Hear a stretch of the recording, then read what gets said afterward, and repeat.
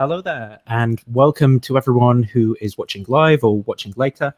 And I am here with Keith Frankish, who's a philosopher of mind, honorary reader at the University of Sheffield, and you teach, is it the University of Crete at the moment? Yes, that's right. I do some teaching there. And your main area of interest is this, I suppose, is theory the right word, like theory of illusionism when it comes to the philosophy of mind. And that's going to be the topic of what we're talking about today. I suppose before we start, do you want to kind of paint a general picture of how you come to approach philosophy of mind? So, like, I think there's going to be a bunch of background, almost presuppositions. So I hate to kind of use that term, but everything's so interlinked, your view of ethics and morality is going to be interlinked to maybe like certain virtues in the dialectic that you think a theory should have, and then that's going to be like interlinked with your epistemology, is going to be interlinked with if you're a physicalist, that's going to change the way you come to approach. So how do you come to approach philosophy of mind in the first place would be the starting point. No, that's a big question to start off with. Yeah, you're absolutely right that it is all interlinked in this way, and often I think the assumptions that structure the way you think about things are not always explicit, not always conscious.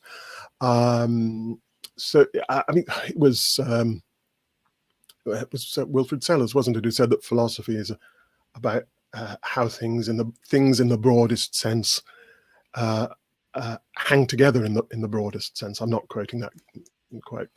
Yeah, I don't know the quote personally, so trying to see the big picture, and the big picture in one area is connected to the big picture in other areas, and they're all part. So yes, I agree completely.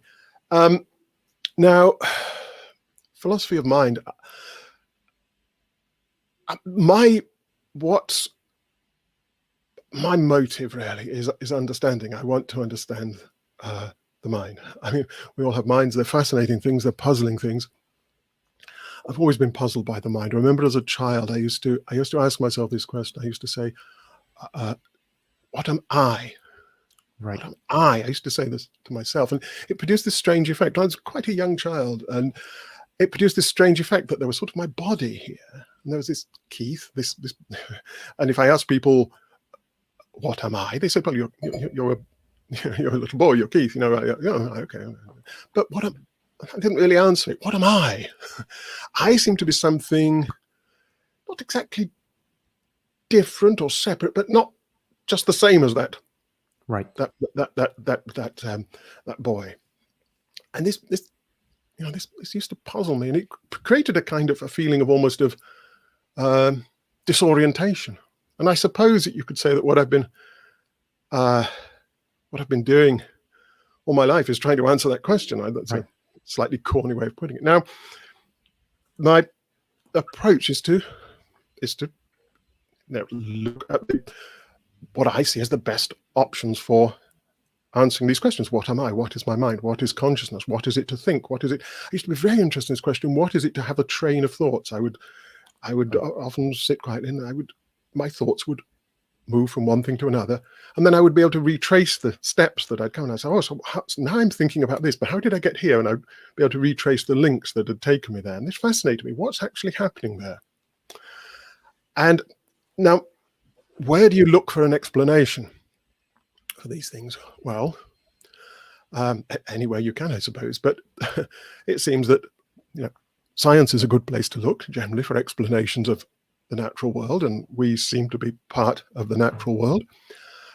So I suppose there is a certain presumption that science is certainly going to be one of our best bets for getting an explanation here.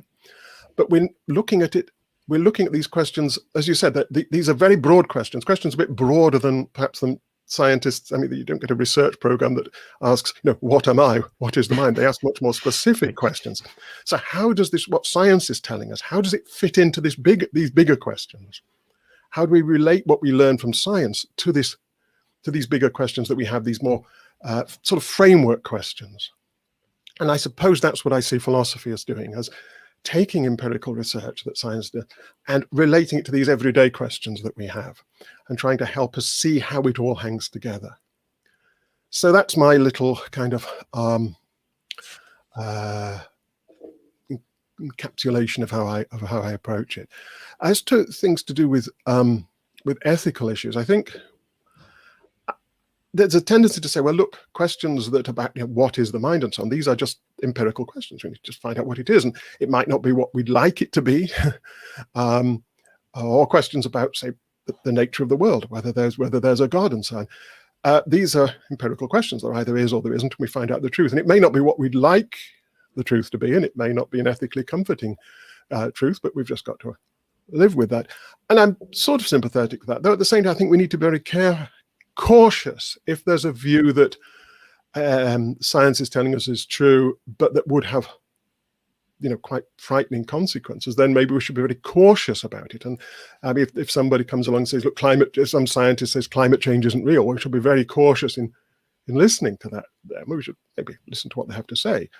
But the implications of an empirical view are relevant to how carefully we scrutinize the view, I think. They're not relevant to its truth. So, sorry, at that point, if you have more to say. No, I will just go on and on if you don't. So you've got this really good series of lectures with the Moscow Center for Consciousness Research. I hope that's Consciousness Studies, I think. Consciousness Studies.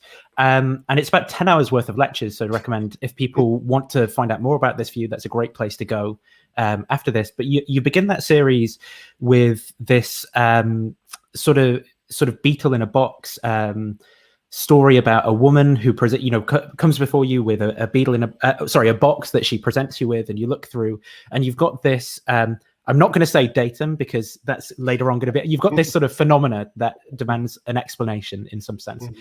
This phenomena that you peer through the hole and you see a beetle, and you lay out that there's sort of three main options as you see it that we could kind of go down. We could say it's a miracle. There's some supernatural explanation for how the beetle got in there that isn't to do with just sort of a story about prior physical states, one leading to another. You say there could be some kind of mechanism, so it'd be a natural explanation, but there really is a beetle there. I don't know, maybe it pops into the box and there's it's hidden. Or you say we could explain it in I don't know if you'd want to say non-realist or anti-realist, but where in a way where we say there isn't actually a thing there that we're seeing, but there's some kind of illusion cause. And you paint this picture, I suppose, to say, well, this is what you're doing when it comes to philosophy of mind. You've got this phenomena of that we seem to be having a first-person experience, that there's something it's like to be us, and then you are taking that third option, I suppose, the non-realist perspective, and saying it's some kind of illusion. Is that a good place to start? Is there anything you want to say about? Yeah, I mean that's a little analogy, a little metaphor. The idea is that she shows you the box first of all, it's completely empty, and then she gives you the box, it's completely empty. You close it, and then you look through this hole, and there seems to be a beetle there. And the analogy there is the empty box is kind of what science tells you about the brain, as it were. Right. So let's just focus on what the problem is here. The problem is we're talking now more specifically about not just about the mind, but about consciousness. And the idea is that we as conscious beings, we as it were from the inside have this perspective on what's happening when we're conscious that is very special and very different from the perspective that other people have on what's happening in us when we're conscious. So suppose a neuroscientist or a neurosurgeon say, were to open up my brain, and it's what can be done during operations, and look at my brain, they wouldn't see my experiences. Moreover, no matter what kind of instruments they used, what kind of advanced scanning techniques and so on they used, they would only just see more and more brain activity, more and more complex brain activity. They wouldn't actually see what I'm experiencing, what I'm feeling. There seems to be some aspect of what's happening in my brain when I have an experience that is just for me, that is private, just for me, that isn't visible from any other perspective, that isn't visible from a scientific perspective. It's like there's another world almost. So there's the world out there, which is, science paints a picture of whatever it is, and there's electromagnetic radiation and hitting my eyes and pressure waves in the air. And then there's the world in here that it creates, the world of how all that feels to me, the way the colors look to me, the way the sounds sound to me, the way that the pains in my body feel to me, and so on. And so this is like the beetle in the box. Of course, the beetle in the box is a reference back to a famous passage in Wittgenstein's Philosophical Investigations, which is doing a related but somewhat different thing. Let's not get into that just now. So the idea is that science shows you this empty box, but somehow when you're holding the box, and the box is you, as it were, there's this magical, amazing thing appears inside it. Which is our world of experience. And that's how experience kind of seems to us, right? And now that seems to pose a huge problem, the hard problem. How does the brain do this? Right. These things seem, the description of what's happening in my brain, the process happening in my brain seem totally different to the world of experience that somehow is being created. How does it happen? It seems like a miracle. And a lot of people think, okay, so the only way really to account for this, to explain this, is that there is something kind of fundamentally new in the world comes into existence when the brain does its really complex brainy stuff. So it's doing all this fancy stuff, which I suppose is a kind of information processing in a way. It's getting information signals from the world, and it's processing those and using the information to control our responses. And it's doing all that fancy stuff. And somehow, when that happens, this other world pops into existence, which doesn't seem actually to be located exactly in time, well, it's located in time, sorry. It doesn't seem to be located in space. Right. You can't see where exactly is my experience. It's just this other world in it. Now, that's a common way of thinking, and that sends people off into doing metaphysical theorizing about how this new feature of the world comes into existence. They generally don't think it involves some new thing like a non-physical soul, but a lot of people think it involves some new non-physical aspect of the physical world. Okay, and so you get into all this theorizing. Now, I've no problem with people doing that. I think they're interesting projects. Let's pursue them. Let's see how they go. And one option that's quite popular now is panpsychism, the idea that this fundamental aspect of the world, this fundamental experience property, is actually present everywhere. That all matter has this fundamental internal aspect to it, this experience aspect. Very simple kind of aspect in the case of elementary particles, but when you put enough elementary particles together in the right way, it produces this rich sort of world of experience that we have, but it's present everywhere. Now, I'm investigating another option, which is to say, a radical option, which is to say, there isn't really this internal world. It just, in a certain sense, seems to us that there is this internal world. That's how we conceptualize what's happening when we have an experience, but that's not. And it's a natural way for us to express it to each other. There's this, this world in here and the other. Yeah, that's how it sort of seems to us, but that's not what's really happening. So the box, as it were, is creating, when I look at the box, it's producing in me the belief that there's a beetle there.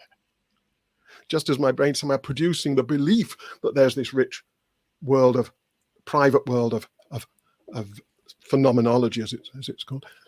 But that's a sort of trick of the box and a trick of the brain. And to go off looking for this, trying to ask what this private world is and how it arises and so on, is like asking how the illusory beetle got into the box. It didn't. What happened was that the box made you think, somehow the woman with the box made you think there was a beetle there. And that's what we need to be asking. Why do we tend to conceptualize our inner lives in this way?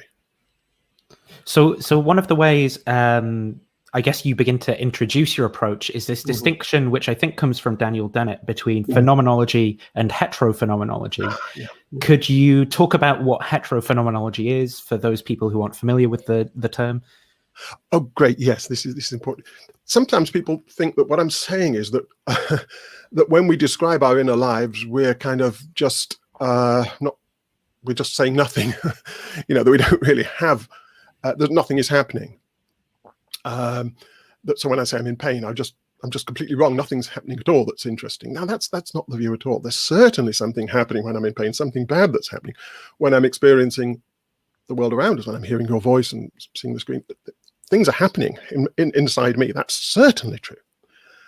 And I'm inclined to describe that in a certain vocabulary, which phenomenal vocabulary in terms of the feel, what it's like for me, and I can describe how the colors appear to me, and that this one seems brighter than that one, and this one's flickering or whatever, and that the pain seems to be throbbing, but also just occasionally it's stabbing, and then there's a sort of burning in the background, and I can describe my experiences in this way.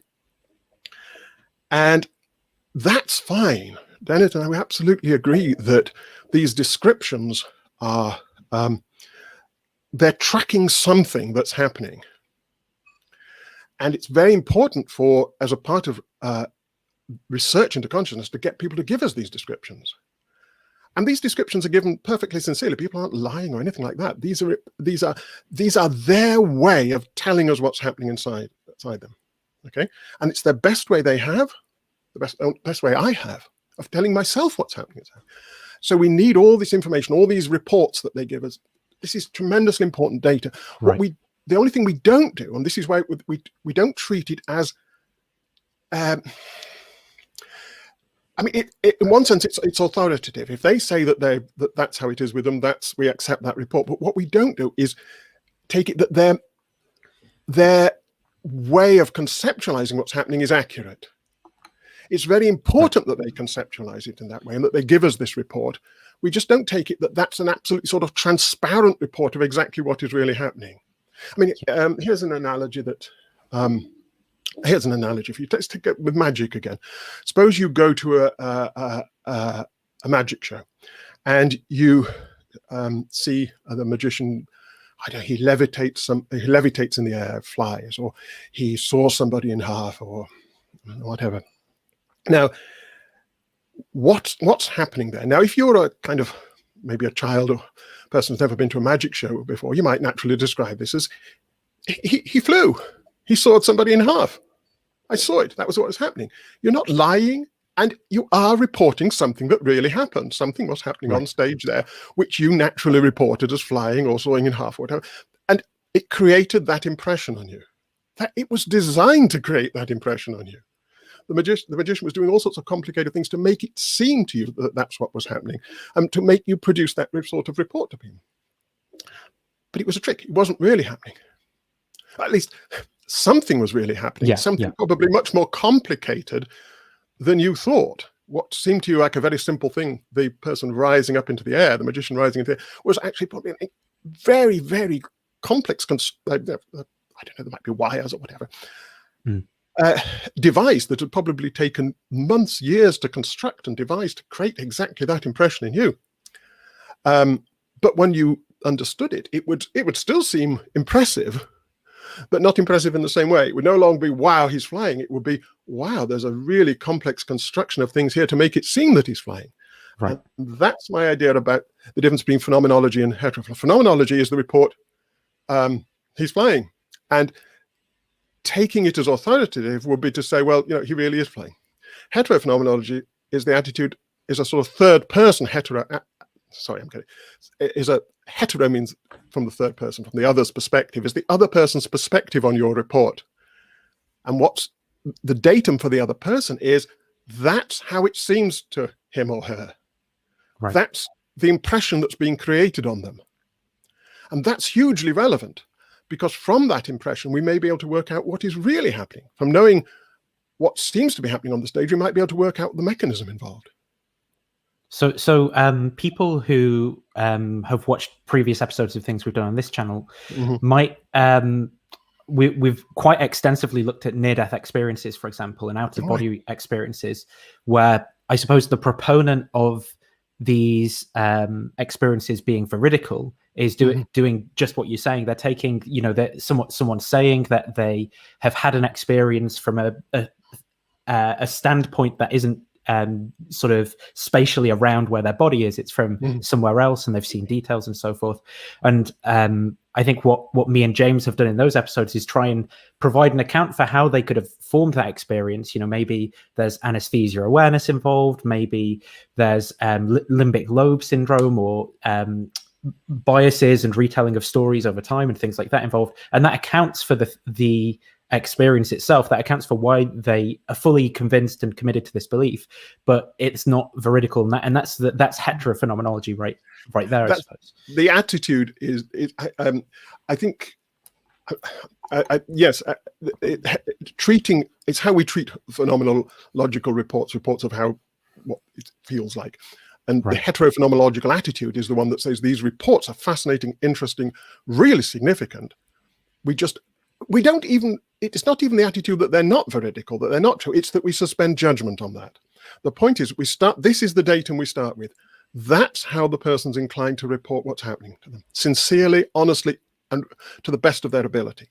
And then there's two possible explanations of that, broadly speaking. One is that was what really happened. They really did, in the case of out-of-body experiences, leave their body, and that's why it seemed to them that they did. And the other is that something else happened that created that impression in them. Similarly, there's two explanations of why it seemed that the guy on stage was flying. He was flying, or he made it look as if he was flying. And you don't know from the first-person perspective which is true. No matter how hard you introspect and concentrate and discipline yourself to produce a careful report, you don't know what's producing that report. Right. All you can do is do your best. But you can't then say, so you can say, that's my sincere report. That's sincerely how it seems to me to be. And I trust you, absolutely. But if you're then going to say, and that's definitely exactly how it really is with me, that really is happening. It really is happening the way it seems to me to be happening. That's now you're overstepping. Right. And so I often use this example of flying saucers. A lot of people have seen a UFO, seen what they call a UFO. Absolutely convinced them. They say this, I know what I saw. No. Right. You don't know what you saw. You know what you seemed to see. You know how it affected you. And I'm not questioning your sincerity. That is definitely how it seemed to you. I know that it created this overwhelmingly strong impression on you that you saw an alien spacecraft, right? And you could be right, but you're not in a position to say that you really did, because that's not a matter of the impression it created on you. It's a matter of what's really there. Yeah. And similarly, you don't, even from the first person perspective, we're still, as it were, locked into, all I know about your mental life is what you tell me, okay? And really all I know about my mental life is what I tell myself, in a way. I'm reporting to myself. I'm asking myself, what's happening? What's happening? What am I seeing right now? Ask yourself that, and all sorts of answers will come to you. If you ask yourself, what am I hearing right now? Answers will come to you. Were those things sort of present in your consciousness before you interrogated yourself? It's hard to say sometimes. If you attend, you might be noticed that there's a sound in the background, dog barking or something. Was that there in your consciousness before you asked yourself and noticed it? I don't know. You're limited to what answers you get to the questions you ask yourself. So maybe there's some questions coming in the chat throughout that time as well, and I think we'll come on to some of those when we talk about some objections to the position. Mm-hmm. There's another concept I suppose I'd like you to introduce before we get on to the picture of illusionism in general, and that's this idea of the Cartesian theatre as well, that I think a lot of people have in philosophy of mind.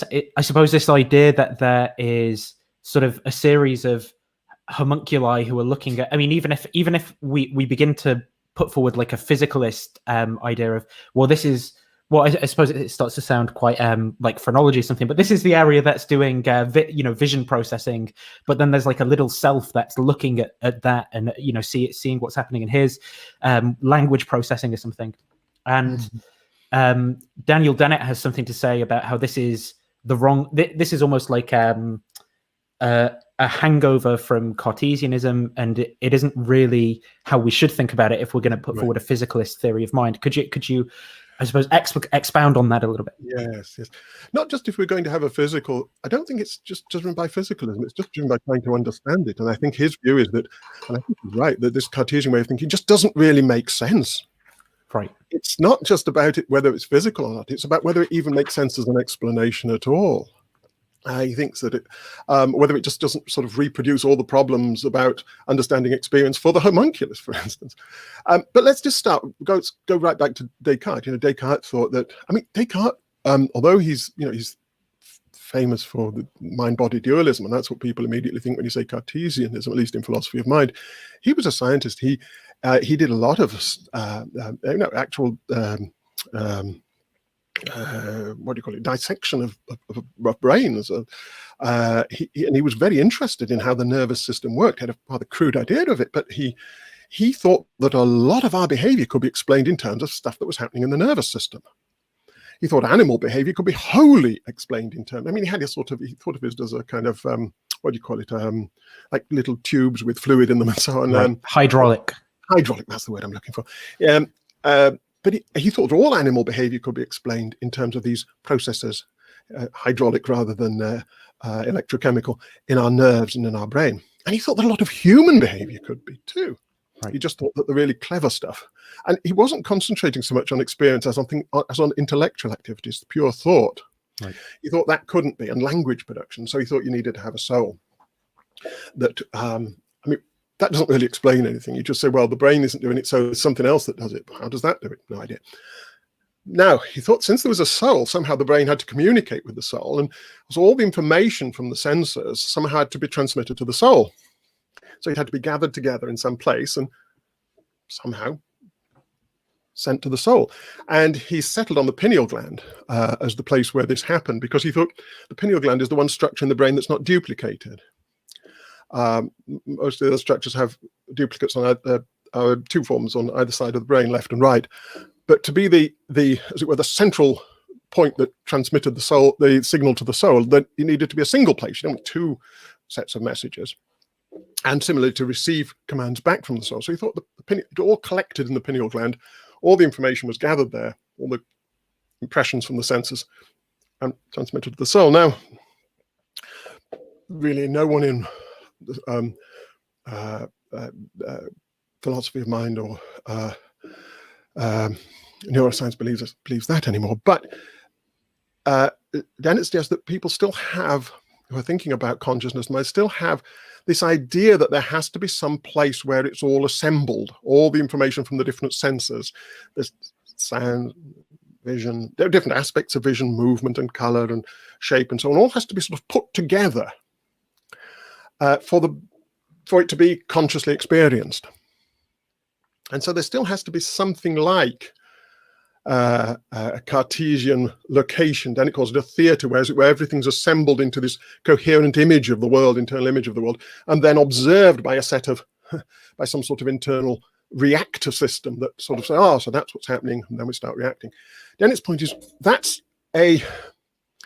first of all, there doesn't seem to be any region in the brain where everything is gathered together like that. And secondly, even if there were, it would explain nothing. Because as soon as you've created that unified picture, you've got to take it apart again to react to it. You've got to then start noticing what's moving in that picture and what's colored in that picture. And, and you've got to just start disassembling it all again in the way that the sensors already did with the information coming in from outside. Then its point is you don't need to put it together. You just need to start reacting. As soon as you detect movement, start reacting to the movement. As soon as you detect the brain, I should say, as soon as the brain detects color, start reacting to it. And it all comes together in its effects on your behavior. It comes together because all of this stuff, all of these reactions are generally pretty well coordinated, and you respond in a unified way to the world. You don't need to have it all put together so that some internal thing can respond in a unified way to it. Why respond? It's all unified out there to begin with. It's, the stuff's already linked up out there. You need to just respond to what's already linked up. Creating an inner image of it and then responding to that is getting you nowhere. Right. So his point is that there doesn't seem to be a Cartesian theory, and it wouldn't help if there were. Another way he puts this is that, and this is a nice way, is that basically the language the brain works in is neural signaling. And what the sensors do is they transduce environmental stimuli, they convert it into the language of the brain, which is neuronal firing, patterns of neuron firing. Now, suppose those patterns of neuron firing then created this internal image, unified internal image. So there'll be a second transduction back from neural firing back into just this medium of qualia, phenomenal properties, this image of the world. Well, then what would happen then, Dennis says? But that's supposed to be consciousness. Yes. But if that's to do anything, it has to have some further effects on the brain. And how would it do that? Well, it would have to be converted back into neuron firing again, patterns of neuron firing again, because that's the only language the brain works with. So it's a completely redundant thing that is created for nobody's benefit. So it kind of it doesn't do any work as an explanation, because it's it's sort of like a label that accounts for all the phenomena, but then all the questions still kind of remain about, well, why is it this way? You know, like, and then you're just pushing it back almost behind that label. Yes, and I think what's interesting is what that image of the Cartesian, it is easy for us, or fairly natural for us, to think of our minds in that way. Partly, of course, because of things like hallucination and perceptual illusion and so on. It's a fairly natural image for us to form of what's happening. And that's really interesting. Why is it so natural? Right. This is where I think we should replace what's called the hard problem, the problem of explaining this, what this inner world really is. We should replace it with explaining why there seems to be this inner world, why there seems to be this Cartesian theatre. And that's the really fascinating question. Right. And my thought is that if we could explain that, explain all our... I mean, look, suppose there were a Cartesian theatre. Now then, suppose there were. It's going to have some effects on us, right? On the rest of our psychological processes, right? So let's just map all of those processes, all the effects it has on our downstream reactions, other psychological states, and ultimately on behavior. Let's map all those effects. And then suppose we reproduced all those effects and turn the theatre off. It would be just the same. Right. So we don't need the theatre. And if we can cut straight to the effects, let's do it. I think the idea of the theatre really comes in when we start to reflect on our own minds, and particularly when we start to want to describe our situation to other people. Right. I don't think other animals are conscious of the world, of course they are. And I think that, I think that consciousness is kind of ubiquitous among living things, shading off, not in quite the rich form that we have. But this idea of a Cartesian theatre, that's unique to us. Dogs don't reflect on their own experiences and form this idea of an inner world. And they don't need to, because they don't communicate with each other. They don't try to describe it. When we try to describe it, we resort to metaphors of, oh, it's kind of like this. There's this image here, and it's... and I know it may not be accurate, because sometimes, I was having this dream the other day, and these things were happening in my head, which weren't there in reality. Or I had this hallucination, or I took these drugs, and all this weird stuff was happening. And we report that as if we're describing a private inner world. That's the best we can do. And we're certainly describing something that happened in our brains. But the idea that it was rendered in this way in mental colors and sounds and smells and so on, that's just a convenient kind of image we have to help. And the point of pointing out this Cartesian theatre thing, just because Alex has said, I don't get what's the point of this Cartesian theatre business. Is this a thing people argue for? I suppose the idea is that it's a common trap that we can fall into almost. That's I mean, if you say, okay, show me some physicalist who actually says there's a Cartesian theatre and it must have these properties, that's when you point it out to them and make it explicit like that, they're going to say, well, no, obviously there can't really be that. But then its point is that theories of consciousness are kind of operating within they are tacitly assuming there's something like that, because they're trying to explain this inner world of conscious experience, of what it is likeness, that it is, sort of unified and rich and so on in these ways that the image in the Cartesian theatre is supposed to be. So he would say, well, what if you don't believe there's a Cartesian theatre, what exactly are you trying to explain? Right. Yeah. Yeah. But when you make it explicit, I mean, that's the whole point of the Cartesian theatre thing, really, is to say, so you're saying this then? And people say, well, no, not exactly, because then they'd have to be. Right. So what are you? So, and it's meant to push people. This is the whole thing that Dennett's doing is, and that I'm trying to do, is that it's not to sort of set out, here's an argument that it must be this way from a, premise as a pure, No, it's to say, here's another way of looking at it. Right. And it's like you said at the beginning, it's not a matter of like, we all agree on these premises, but then I'm going to construct this argument, you're trying to construct that. No, there's one way of looking at it from over there, and here's another way of looking at it from over here. And I'm saying, come over here and have a look at it from this direction and see if it doesn't look a bit more, see if things don't hang together better from this perspective. Sure. Before I ask the next question, by the way, I don't know if you've got your microphone on a metal stand or something. I'm occasionally hearing a bit of, I don't know if it's knocking against something or like this. Yes. Yeah, like that sort of noise. I don't know what's happening. You're right. If it is possible to eliminate whatever's causing that, then that'd be good for the audio. But if it's not possible, don't worry. I've moved it a little bit further away from me. Okay. So hopefully that'll. I'm sorry about that. Yes, it may. Don't worry, it's okay. No. Yeah, it sounded like a spring or something. Yeah, don't worry. That's exactly what it is. Yeah, there we go. Destroyed everyone's better stand. Next time. Okay, sorry about that. Okay. No, it's all right. So then, to move the conversation a little bit forward, then, I suppose one way of building a model up from this phenomena is to talk about what it's like to be some things. Is a thing called Qualia, which I suppose maybe it's not right to talk about them as if they're these sort of I don't know, like some monads or something, like these things that have an ontologically independent existence of some sort, but they're these sort of ineffable, irreducible things. That's one way of going about it. And I suppose that you're saying, well, I want to talk about those experiences, but I don't want to be committed to all the sort of metaphysical baggage that you're bringing along when you talk about them. And you talk about diet qualia for some theories and like a weak or zero qualia for like a strong kind of illusionist approach. Could you outline some of that discussion, some of those terms?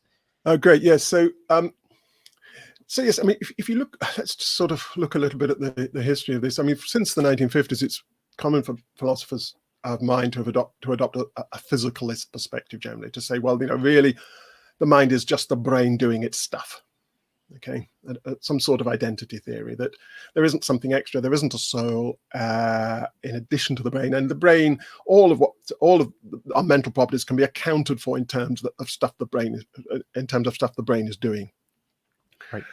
And with the help of metaphors from computing theory and so on, philosophers started to sketch theories of how this might happen. The idea, crudely put, is that the brain's a sort of information processing system. Okay. But still there seems to be this bit that was left out. Okay, so when you have an experience, the brain's doing all sorts of complex information processing. Yeah. And the scientists are telling us more and more about this all the time, and it's really, really, really complicated, and the effects of this information processing are very, very complex and so on. But still, that picture's leaving something out. It's leaving out what it's like to experience, the actual feel of seeing, whatever it is, a red apple or whatever, feeling a pain or whatever. It's not just information, it's a feel. And so this word qualia, which had been around for a long time in somewhat changing senses, got pinned to these fields, the qualia, the what it is likenesses of experience. And these were seen to be private, as you say, and ineffable. You can't really describe what the experience of yellow is, the feel of yellow, what it's like in a way that would be informative to somebody who'd never seen yellow things. Now, in 1998, Dennett wrote a famous paper called Quine Qualia, in which he just took this notion and really scrutinized it and showed some of the incoherences that come with that notion.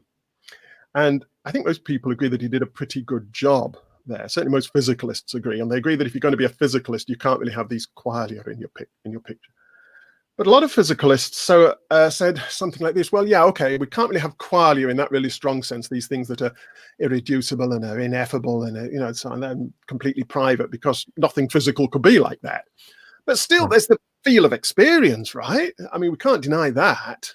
So they would just, instead of say, don't believe in qualia, but I still believe in the feel of experience, in the phenomenal properties of experience. But these might just be physical properties. So I'm not committing myself to saying that they're irreducible, ineffable, or anything like that, but they're still there. They're still real. We're just going to, we can just identify them with some physical property. It is just a physical property that happens to feel this way. And now, I think, Daniel, I think that really works, because, what do you mean by the feel here? If it's not a quali in that strong sense, what is it exactly? So I introduced this notion of, so I use the term, for the strong sense of qualia, I call them classic qualia. That's the full strength one. And then these sort of watered down conceptions of the fields I call diet qualia. Right. And I tried to make the sort of illusionist point, I tried to put pressure on the diet qualia people, the people who sort of wanted to have their cake and eat it, by introducing this notion of zero qualia. And I said, a zero qualia is just whatever it is, whatever property it is that makes you think, or that makes you describe your experience in that particular way, that's responsible for the heterophenomenology. So a qualia of pain would be, a zero qualia of pain would be whatever it is, whatever's happening in your brain that causally produces your pain reactions and reports. Okay. And so then I said, so now everyone agrees that there are zero qualia. There's something there that's making you react in this way. And again, the zero qualia is like whatever the magician's doing on stage. Okay, whatever's happening there that's making you think he's levitating. Again, the zero qualia of pain is whatever it is that's producing your pain reports and reactions and all the psychological effects of pain. That's real. Now, the sort of challenge I put to diet qualia people is, what more than that do you think is happening? Okay, right. You don't think they're a classic qualia in this full-blown non-physical sense. Do you agree with me that there are just zero qualia, just something or other that's producing these reports?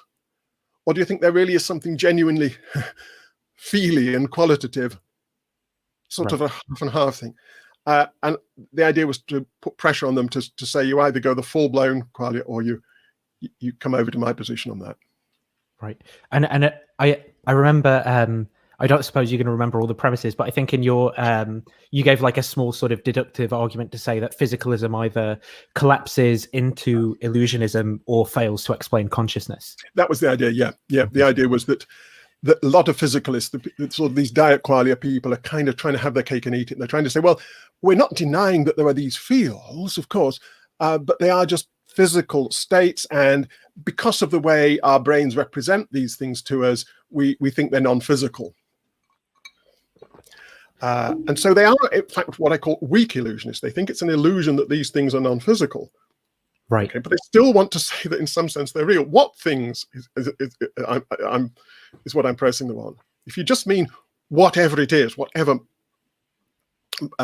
patterns of brain activity are producing these reactions and reports, well, fine, I'm with you. That's the illusionism. If you're meaning some pattern of brain activity that really does have a feel to it, right, then I'm puzzled.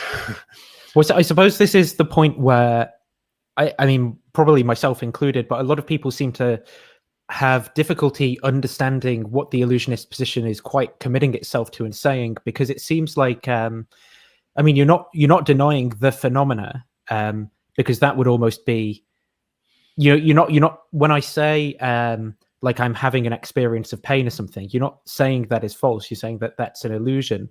But then it's very difficult to follow what it could mean to deny that that is like a first person, what it's like to be, or so, like what could you articulate what the illusionist position really is with regard to these zero qualia? Like, how is it that they are something it's like to be, but they're not in this kind of quasi? Very good. Yeah. Very good. No. Let's try. Look, we have we undergo conditions we call pains. Okay, we can recognize when we have them. They're bad. We know they're bad. We don't like them. They produce a whole host of reactions in us that, negative. Yeah, absolutely. I mean, I'm not suggesting that you're mistaken to think you're in pain. Of course not. What I'm rejecting is a certain kind of overlay that we put on that, which seems to us just so natural and inevitable that people can't see how it could be removed, as it were, how you could take any other conception of it. And the conception is that something like this is that when I'm in pain, my body, some part of my body is damaged, or at least I'm getting nerve signals indicating the damage. And that, all those nerve signals, they're going to my brain and they're producing all kinds of activity there. And they're also producing some sort of something else. And those nerve impulses are producing they're definitely producing a whole host of reactions. Right? They're producing physiological reactions. By fact, these are probably produced at an even lower level. My heart rate goes up, all sorts of hormones are released, and my blood pressure goes up. I get I feel anxious. I desperately want it to stop. Maybe I start to think about the horrible consequences of being injured. All sorts of stuff happens. A massive cascade of reactions happens in me, psychological and behavioral. I might start, crying and screaming and so on. Right. So these nerve impulses cause all of that. And let's describe that in as much detail as we possibly can. The huge host of cognitive, emotional, and other psychological effects that these nerve signals are having, are triggering. Mm-hmm. Okay, all of that. That, I say, is what's happening. And we're inclined to describe it. When you say what's happening, we're inclined to say, well, there's this. I can't describe all of that detail. I mean, I just say, it's just awful. It's just, there's this awfulness. Sorry to interrupt at this point. So is that like an identity? It's not to say that in all types of organisms or all humans or whatever, those particular physical facts are pain. But say in this particular case, what I mean, it's a reductionist picture. But you're making the identity claim between those states of affairs and the person saying, I have the phenomena of being in pain right now. Is that right then? I'm saying that pain, I mean, I don't think pain is a very kind of well-defined term. It's, I mean, we can certainly identify the particular mechanisms that are involved in our case, whatever particular pain receptors we have and the sort of signals they send and so on. But in other creatures, there could be analogous ones that play a similar sort of role that are very different to these. The idea is that it's something that's detecting a bad bodily damage or distress, and is producing a whole host of reactions appropriate to that. Right. Now, naturally, any organism that is undergoing that bunch of reactions is pretty obviously in a bad condition. That's what the whole point of the thing is, okay? And if you reflect on it, you say, this is awful, this is terrible, and it is terrible because it's a bad thing that's happening to you, and you're reacting in all kinds of negative ways. You desperately want it to stop. It's producing all these signs of distress that you're also aware of. It's producing maybe fears about the consequences of this. Now, you ask me what's happening with you, and you just say, it's awful, I'm in pain, it's just awful. That's a kind of like just a single word to encapsulate the whole state that I'm in. Right. Okay. And that's fine. In that sense, there's this whole bad state you're in, and it's what we call pain, and you're in it, and that's bad, and right, understood. There's a further step that we tend to take to think that this pain denotes some sort of single quality that is somehow in my the Platonic form, and that's some sort of like a sort of not in this case a display in the Cartesian theatre, but there's some sort of awfulness presented there to some kind of inner self that is aware of it.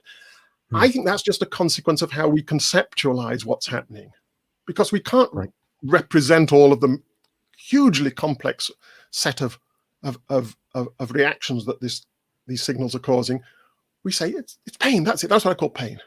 But it's not Right. something over and above all of those sensitivities and reactions. And here's an example to try and get this.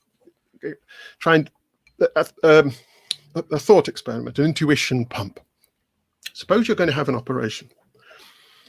Let's suppose for the moment that the brain does produce something extra over and above all those reactions. It does produce a qualia of pain, a pure awfulness. So when your pain receptors are triggered, it produces all these reactions I was describing, psychological reactions as well as behavioral ones, not just the crying out, the stuff that's the beliefs and the desires and the fears, and all this has been produced. But it also produces this pure qualia of awfulness. Okay. Now, suppose you're going to have an operation, and the anaesthetist says, look, I can offer you a choice here of 2 drugs. For this condition, I'm afraid there's not a perfect one. It's going to be a trade-off. Now, one drug, what it will do is this. It will stop all of those reactions, all of the reactions that pain normally has. Your heartbeat won't increase, your blood pressure won't increase, you won't believe that anything is happening to you. You will believe that you are just lying perfectly calmly on the table. You won't have any fear, you won't have any emotional reactions, you won't have any memory of anything bad happening to you. There will be no psychological effects whatsoever at the time it's happening and afterwards. So you'll just lie there. But this qualia of pain will still be produced. It's just there'll be no reactions to it at all. But it will still be there somehow floating around, but it won't be having any effects on you. Right. Now, the other one will do the opposite. The qualia of pain will be eliminated, but all of those reactions will, the normal pain reactions will, you will be screaming, you'll be sweating, you will believe that something terrible is happening to you, you'll be having, you will have terrible traumatic memories afterwards, you will, you will believe that this most horrible thing is happening to you, you'll desire desperately for it to stop, you'll be begging, and so on and so on. So all of those normal reactions of pain will be occurring. Now, the anaesthetist says there, and the doctor, the surgeon, very much wants you to take the first one. What about you? Now, I don't think it's immediately obvious that once you've detached qualia from all the possible reactions and responses and effects they might have on you, that they would matter. And if they don't, if it's the reactions that really matter, then that's where, as it were, the weight of pain is with them. Yeah, I see what you're saying. It's like this idea of trying to divorce the what it's likeness of the narrative we might tell ourselves about experience from those functional relations that the experience could be as well, and sort of and in doing so you sort of create a tension then between those 2 stories, the one that's more like a Cartesian story and the one that's like a functional story, to say, well, which one do our intuitions sort of agree with more? And I think at least what that example does is show that our intuitions aren't completely clear here, and I think it opens up a sort of a little bit of leverage to saying maybe this talk about qualia is just a sort of shorthand for talking about the reactions. It's a really dynamic picture of what consciousness is. Consciousness, on this view, it's not the creation of an internal picture or an internal presentation. As then it says, presentation to whom? Who is this being presented? It's not that. It's a dynamic interaction with the world, a continual pattern of sensitivity and reaction that's continually evolving, and which we conceptualize in terms of this sort of static sort of picture. But I mean, as then it says, suppose consciousness is this production of qualia in the brain. What happens then? What's the point of producing these qualia? Do they have any effect or not? If they have effects, then it looks like it's the effects that are going to be the real heart of the story, and the effects would the same. That story would still go with them even if they were produced by something else. That's really sorry. No, go. Sorry. Well, I think it's quite interesting in that seeing the theory that you're putting forward, it's sort of like this quite subtle Gestalt shifts type things. Yes. Like you're seeing the duck, Absolutely. you're seeing the rabbit kind of thing. Yeah, I don't know if you want to comment. I have a question to do with that. I love that. But I just say that's exactly what I think. People say about Dennett's work. They say, well, it's not actually sort of arguing in a sort of rigorous sort of bullet pointed way. No, that's not what he's trying to do. He's trying to get you to climb up another hill and look at the landscape from there. And you've got to be prepared to climb the hill and listen to the thought, take them seriously and try and think yourself into this. You've got to climb the hill in order to see the view. And if you just go, oh, he's just denying experience, he's just denying qualia. Well, I'm not even going to bother. I can write that off at the start, right? From down here, from the other hill, I can see that that's not working. Well, no, you're not going to appreciate it, and you're going to miss out. Why not climb the hill, have a look at the view, and see what you think then? Sorry, there's a bit of a rant there, but I had to get it in. Well, I guess the question is, though, I mean, it seems to me, I think, and tell me if I'm wrong, like, you're saying almost when it comes to doing this type of theorizing that at least the scientific data and the phenomena sort of underdetermine an explanation in the sense that there's multiple theories that are consistent here of what's going on, and yours is sort of one of the available options. So are you sort of doing like let's tell all these different stories and just see what the different kind of commitments are, what the fit to data is, and my one wins out? Is that the approach you're taking here, or are we sort of at a bit of an impasse if we? I mean, some people are going to say, for example, something corresponding to their intuitions is like a really important virtue of a theory, and this is so counterintuitive to me that I just can't go with it as something, and then we're just at an impasse. Like, how do you go about assessing this as a candidate kind of explanational theory? That is a good question, and to repeat what I just said, I think you've got to allow yourself to actually, inhabit the position a little bit. If you want to bother engaging with it. If you're going to say, no, my intuitions on this are so clear, they're so firm that I can't even imagine myself giving them up, and I'm happy with them, and so I'm just going to continue along. I can't really do anything for you. I mean, I can say, look, there's another perspective on this, and I think it's not only a better perspective in that it provides a more, I'm going to say elegant, that's not quite the word, a better understanding of how everything's hanging together that doesn't have any unpleasant consequence. In fact, I think it has some really benign consequences. It takes out of these sort of private world, these sort of egocentric little worlds that we think each of us inhabit that are completely private. It takes us out of that and brings us more into contact with each other and with reality, I think. So I don't think it has any unpleasant consequences. I think there's benign ones. Why not just try it? Now, so yes, I am offering it as an alternative for you to try. I'm inclined, though, and I think Dennett is inclined too, to say that the other ones, it's not just that they are they're bad explanations.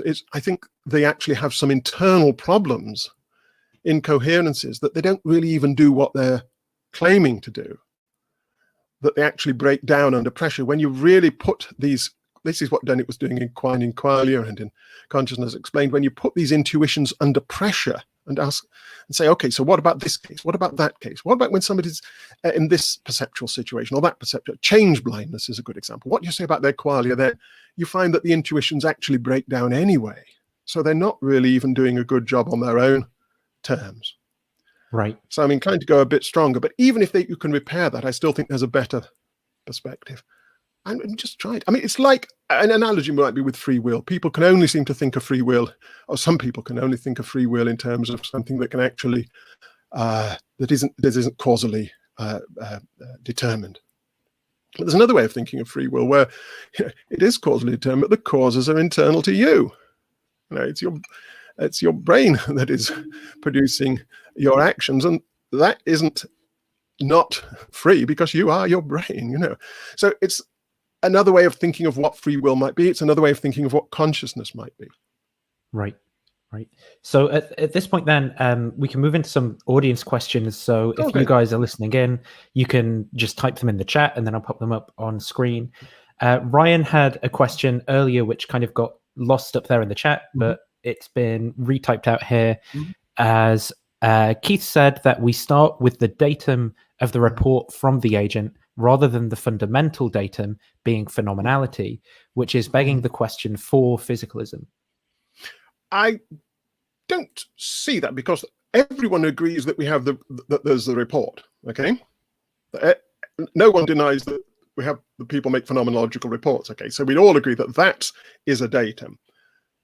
Now it seems to me that it's the person who says, and that datum, that report is true, is veridical.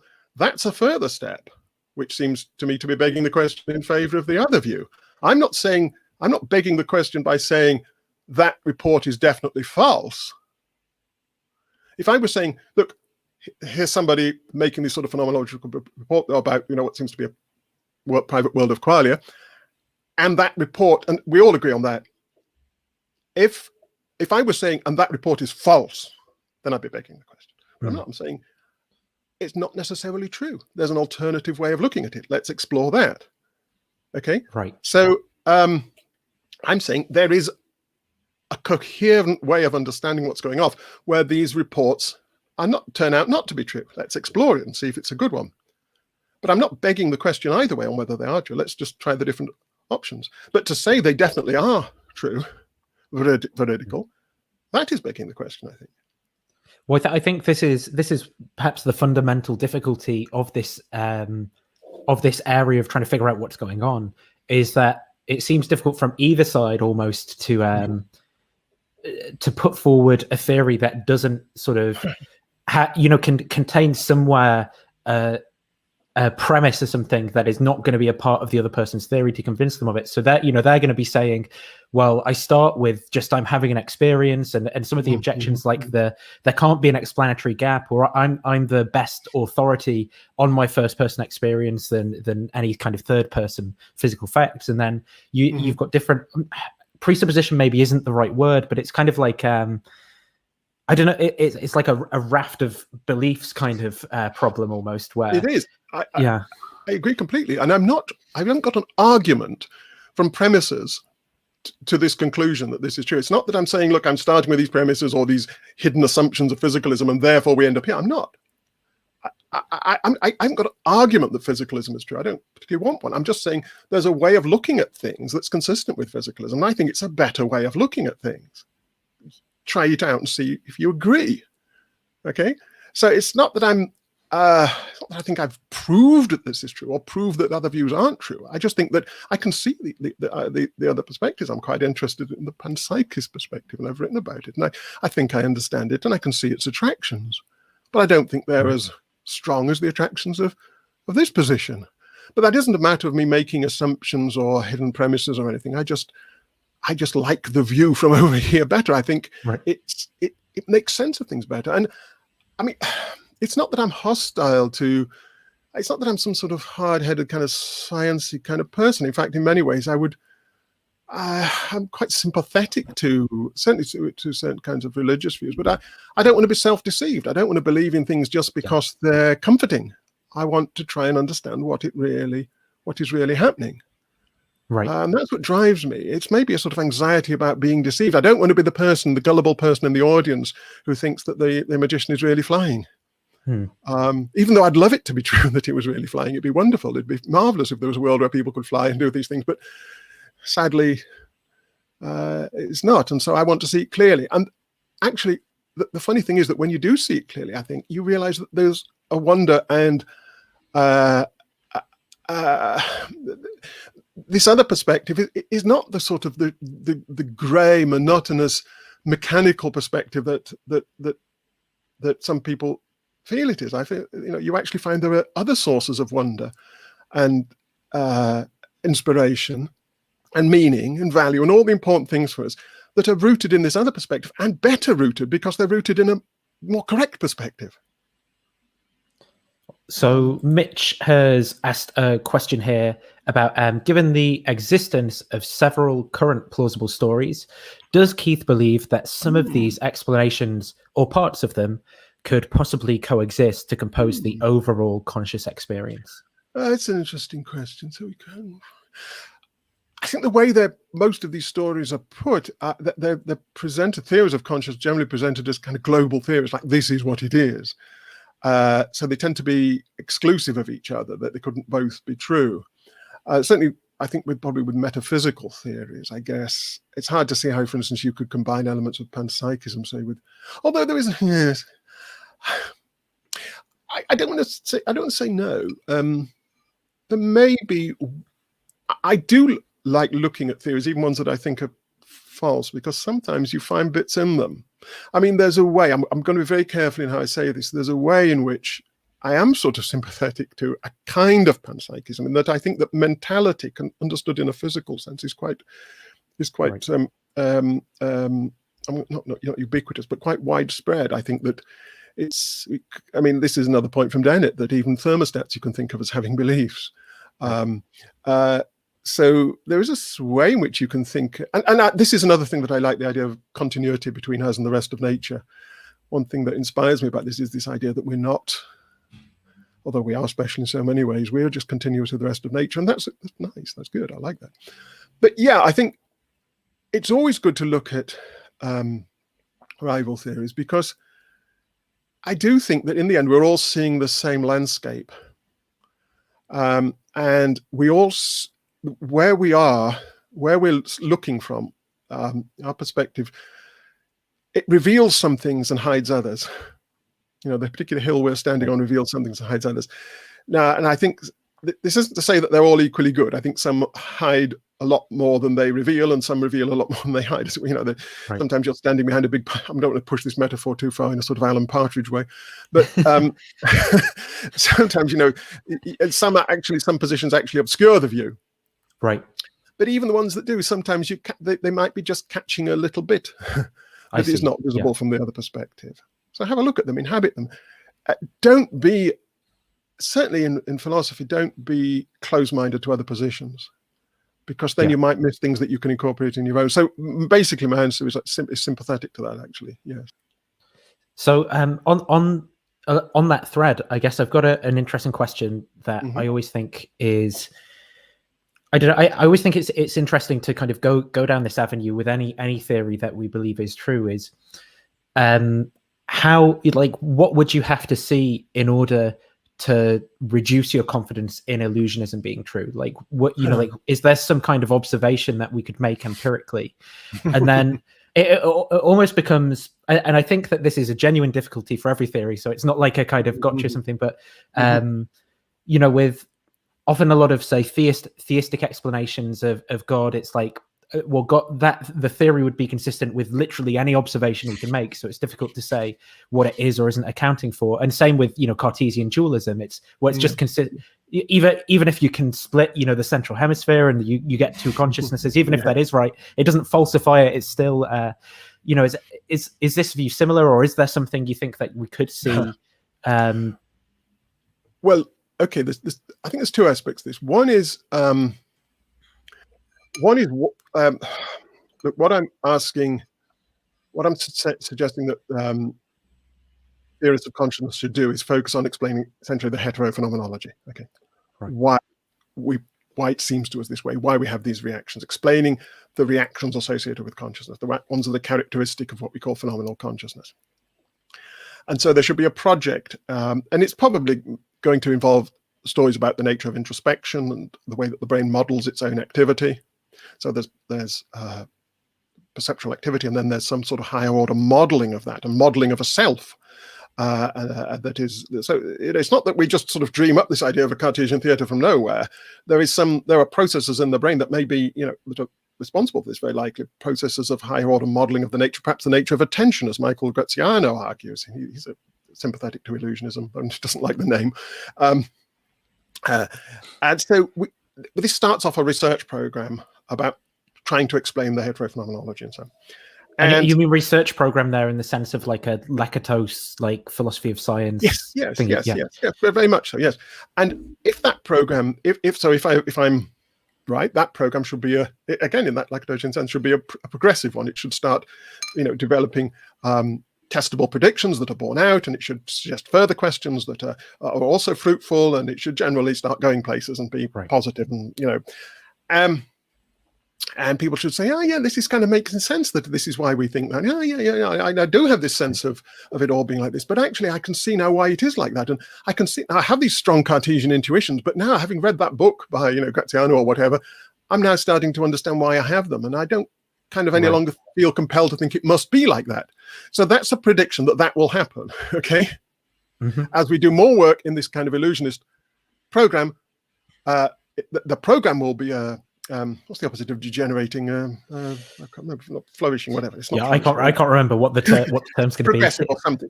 It will be a positive research program, and people will start to feel less attached to their Cartesian intuitions. Although they'll say, I can still see why people thought that. But like, say, happened with life, people used to think that there was some vital spiritual spark, that was responsible for that was something over and above all the physical processes in bodies that gave life to a creature. But as the biological sciences progress, people just drop that view. Right. Now, so that's one thing. But you might say, but what about the core step? All that was just based on me sort of denying or being skeptical about the brute intuition itself. That we have this. What about that? Could anything sort of prove that I'm wrong to question this the reality of immediate phenomenal experience? That these reports are not as transparent as we think they are. Well, as you said, if somebody says, no, I'm just going to trust those reports, that's how it seems to me, and that's how it is with me, end of. There's not much I can do with that, except to point them to the first program and say, follow this research and see if that intuition declines. Right. And so, again, my prediction is that it will, that in 100 years' time, people will feel less inclined to just dig in their heels over that. Right. So are you saying if people go down this avenue and start to flesh it out with findings in neuroscience and metaphysics and stuff like that, and it doesn't begin to fill in sort of explanatory gaps and things that we currently have, then that would reduce your confidence that it is the right, the correct theory of mind.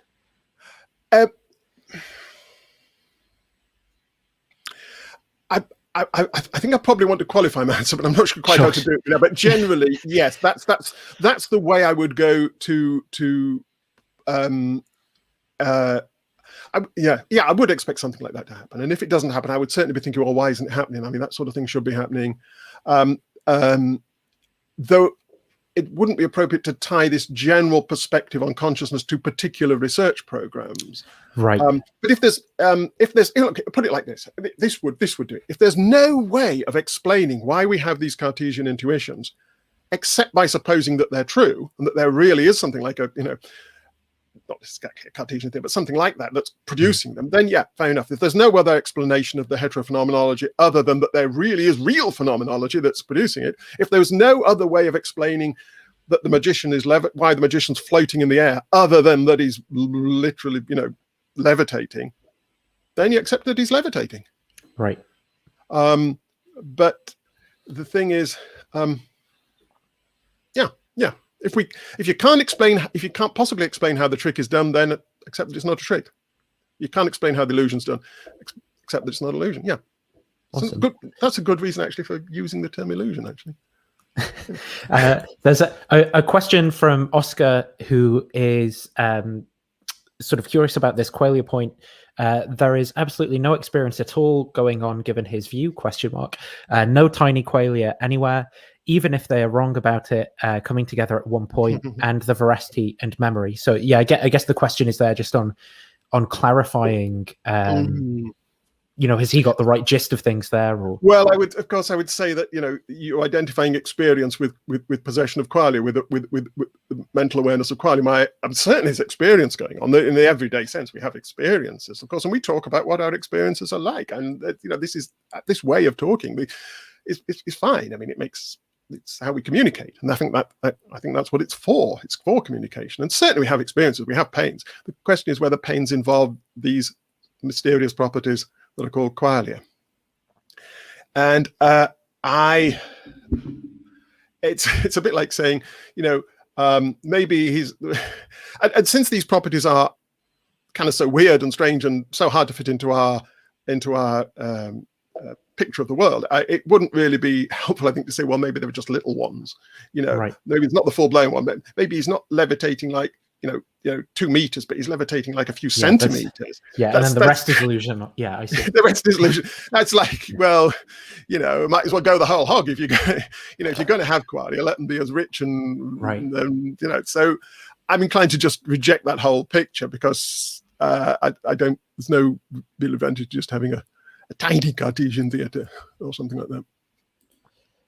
Something fishy has asked, to what extent is Keith's approach compatible/incompatible with functionalist accounts of the mind? And I guess absolutely compatible.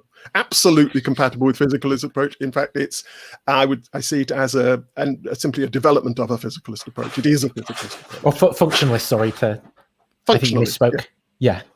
It's absolutely. It is a functionalist approach.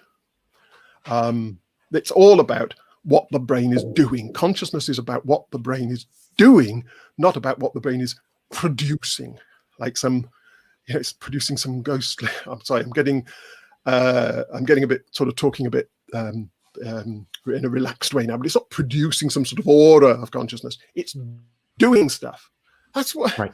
That's what evolution selects for responses. Evolution isn't there to produce like pretty pictures in our heads. It's there to get us locked onto the world in an adaptive way and to respond to the world in an adaptive way. That's a highly selective way. We're not locked onto everything that's happening around us. That would be ridiculous. We're locked onto salient bits of it and we're reacting to those salient bits of it. And it's a really tight dynamical relation. The world's hitting us and we're hitting back, and it's hitting us and we're hitting back, and it's going on and on like this. And when we sort of step back as reflective language-using creatures and try and describe this process of our interacting with the world and say to other people, we say, oh, what's going on? Well, we don't say, God, I'm in this complex dynamical interaction with the world that is, we say, oh, it hurts, or it's blue. Yeah. That's the best I can do. And that's all we need. We don't need more. Right. So I think communication is central to this story of how we get this picture. I mean, look how Descartes got this picture. He didn't get it by just, sort of wandering around the streets and sort of interacting with people and then trying to describe what had happened. He got it by sitting alone by his stove, all quiet and silent and focusing inward. Now, that's probably going to produce some strange effects for a creature with our kind of rich perceptual capacities and the capacity to think about those capacities and the capacity then to express this in language. I mean, you're going to get yourself confused a bit if you do that. Yeah. So Alex has a question because I think he's been looking into like process philosophy. I think consciousness doesn't exist as a thing outside of the relationships between various events, one of which is our conscious experience from our particular first-person perspective. I wonder if this is compatible with Keith's view. I honestly don't know. I mean, with process philosophy, I mean, people keep telling me I need to read Whitehead, and I probably do. And someday I'm going to pluck up the courage and try to do it. It certainly doesn't. I mean, I'm a bit worried about the first-person perspective and what exactly you mean by that. I mean, I'm happy with the first-person perspective as a sort of heterophenomenological perspective. The story, my first-person story. I'm very happy with that, and I certainly agree with the point about it being an interaction. I was just saying that. So, I think there's certainly elements in there that I am happy with, that are compatible. But there might be ones I'd be a bit more worried about, but we'd have to sit down and talk about it and get into the details. Yeah. So I think I'd just probably ramble if I said any more. It's okay. Iron Charioteer has another question, which is, if the brain performs the same in most human beings under experiments, is the scientific model of demonstrability and repeatability evidence for a purely physical brain? I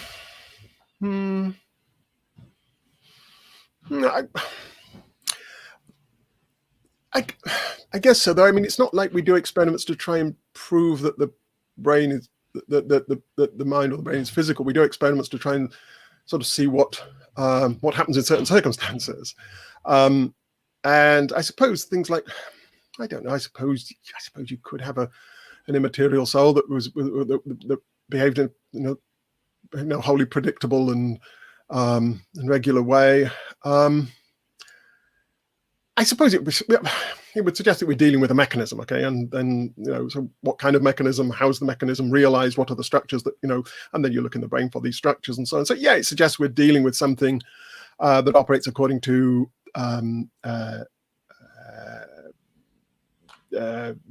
universal principles, the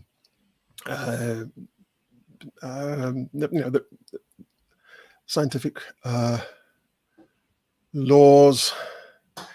Yeah, I guess so. I mean, I'm not think this idea of physicalism in general. I'm not too bothered about physicalism in the sense of what are the ultimate constituents of the world. I mean, the picture that physics draws is weird anyway.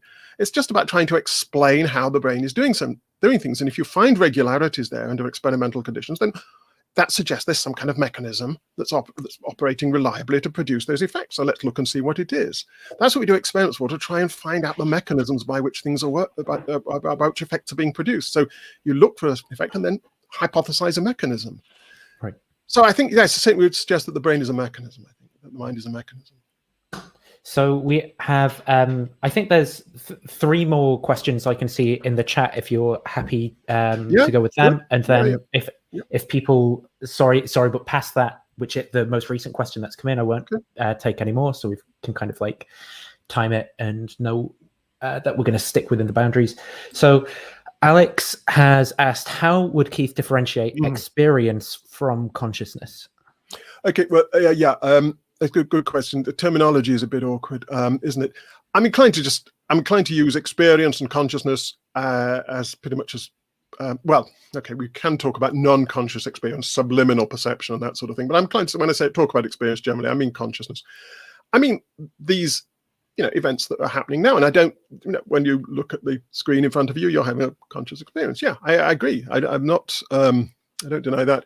What I deny is a certain interpretation of what consciousness is, in terms of the acquaintance with Qualia phenomenal properties. So what's sometimes called phenomenal consciousness, as opposed to a functional kind of consciousness, access consciousness. So I'm happy to talk about the reality of experience and or consciousness, using the terms. I'm losing my words now. Yeah, equivalently. But I distinguish different conceptions of what consciousness is, or equivalently of what experience is, and I reject one of those conceptions. Right. So yes, experience, consciousness, same thing, and both exist. Ryan has asked, does the zero qualia of pain have spatial temporal extension? If so, is there a boundary where the pain ends and no pain begins? Yeah, the zero qualia are just whatever are causing the pain reports and the pain reactions, whatever process. Now, I assume these are brain processes that will be triggered by impulses from pain receptors in our body, and it will be a huge cascade. The signals will arrive, and they will start having effects in the spinal cord, of course, and immediate withdrawal reactions. The signals come to the brain. Huge cascade of stuff starts happening. Massive cascade. And then I suppose gradually sort of tails off if it's just a passing pain, just a sharp pain. And there are maybe behavioral reactions as well. There's huge cluster of psychological reactions. Where does the pain actually start and end? Where does a storm start and end? There's this storm of stuff happening. And you say, this storm of electrical activity in the brain, producing all kinds of storm of reactions. And I say to you, "Ow, I just had a sharp pain in my toe." Where did it start? Where did the storm start and end that right. we heard? Yeah. Or suppose another, like football games and things like that, or economy. Where does the economy start and end? It's sort of like that type. Yeah. Yes. I mean, a football game, I suppose, the referee blows his whistle, but there isn't a whistle in the case. Well, or maybe the football team or something. Maybe that's the football. The football team, perhaps. Oh, right. That sort of. Yeah.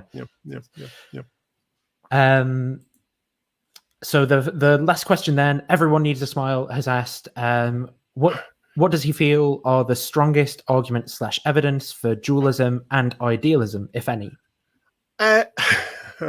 Okay.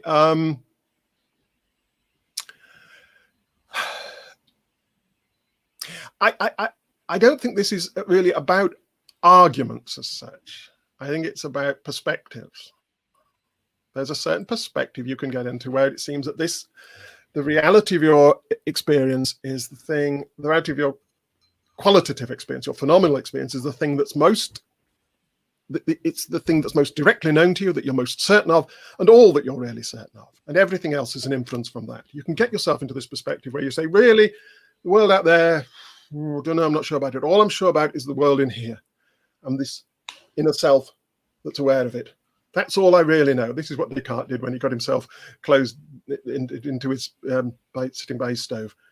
All I'm really sure of is this inner self and this mental world that it's aware of, it's acquainted with. Everything else is an inference from that. You can get yourself into that perspective, into that way of thinking. And if you do, and if you really sort of, focus on it and keep, pressing it, it can seem just compelling. And that's not an argument. It's a perspective. It's a way of, remember we said it's about how things hang together. And that's a way of seeing how things hang together. And if you climb up that hill and sit on the top, that's how it will seem to you. And I can't provide you with an argument that that's the right hill, and you can't provide me with an argument that it's the only possible hill. Right. The question is, we've got to, and you will, there's some things that perspective will be representing to you. You will be getting some sort of insight. There is all sorts of fascinating stuff going off. Everybody agrees that there's stuff going off in our heads, and it's producing this kind of impression. And that fact is itself producing the heterophenomenology, and that fact itself is fascinating from any perspective. So you are getting something. You're getting the insight that's how your mind can seem to you. You can get this puzzlement of the what am I that I had as a child. You can get that, and that's getting. But I don't think it's getting the deeper picture. And I think you have to climb a different hill for that. But this can't be done by argument. It's a matter of I could look at maybe at specific problems and say challenge you. Well, how do you explain this? How do you explain what's going on in this situation? How do you explain? But you could come up with answers. And these philosophers are marvelous at this. It's a matter of, is this the best way to look at stuff? Yeah. I think that's fairly similar. A lot of the philosophy of religion stuff, we've end up kind of talking about Graham Oppy's work in philosophy of religion, where he's kind of talking about, in some of his discussions with religious apologists, I think his approach is pretty good, where there'll often be, this idea that if I just present you with a knockdown modus ponens argument and a knockdown modus tollens argument, then you logically and inescapably you're committed to the conclusion. Whereas that just sort of isn't how it works. It's like, well, obviously he's going to reject one of the premises. Is there just an infinite regress of arguments that entail, the premises and then the premises of those and the premises of those? How can we actually engage in a discussion where we're going to make progress, or maybe actually win someone over to have that perspective shift, rather than just throwing out more and more syllogisms? I couldn't agree more. And I think this is absolutely essential on both sides. All sides have, maybe this isn't perhaps so appropriate in politics, because you might say some views are not morally worth entertaining, but all views, certainly in philosophy, I think we've got to respect each other's views, inhabit each other's views, understand each other's views. And that's how we have the debate. Every premise has like a million presuppositions that can always be challenged and divided and so on. And philosophers are great at this. And all you do is just produce more and more, complex iterations of essentially the same view with a bunch of qualifications to. No, we've got to sympathetically look at positions. And this is kind of what annoys me a bit. I don't want to get into it, but when people write off Dennett's views and Dennett's work, because they just see straight away that that Dennett's work, it's in some ways deceptively easy to read Dennett, but there's an awful lot going off in those books. And every time I read, I see better what he's trying to do. And I just wish people would read it with an open mind. They might not agree in the end, but they're not seeing what he's saying. And that kind of annoys me a bit. They're not getting the picture. Get the picture and then tell me you don't like it. Fine. Sure. Yeah. I think I see a lot of, I mean, it's not exclusively just like people who disagree with me that like I'm prone to doing that sort of thing as well, but I definitely think that's a better way. Yeah, that's a better way, the best way maybe of going about doing philosophy. It takes effort as well, and you know, we all do like to have the comfort of our own views, and but you're not doing yourself any favor. You're not doing your own views any, not you, but I mean, a person's not doing yourself your own views any favor by insulating them from criticism, or by insulating them from by building these walls around them. There's almost always some things you can incorporate from other views, and to make your more view. As I say, I do think that almost all of these hills, you know, he's seeing something, even if it's not even if it's a distorting picture. It's still interesting that it looks distorted from over there. It looks distorted in that way. So, and you can build that into it. It's, you know, reality is massively, you know, complex and multi. There are so many different perspectives that you can take on it. You know, yes, find the best one you can. But don't neglect what can be seen from others. So everyone who has been watching, or if you're watching later, thank you for watching. If you've enjoyed the video, be sure to leave a like for Cartesian certainty. As I've just got that banner sitting there, so I thought I'd show it at the end. And is there anywhere where people can where you'd want to direct people who are interested in looking more into this illusionist position, or any books that you'd point them towards, or where they can contact you? Right. Well, my website's got quite a lot about me. That's just keithfrankish.com, all one word. Well, .com. Obviously, go and read Dennett if you haven't done, and read him sympathetically with an open mind. There is starting to be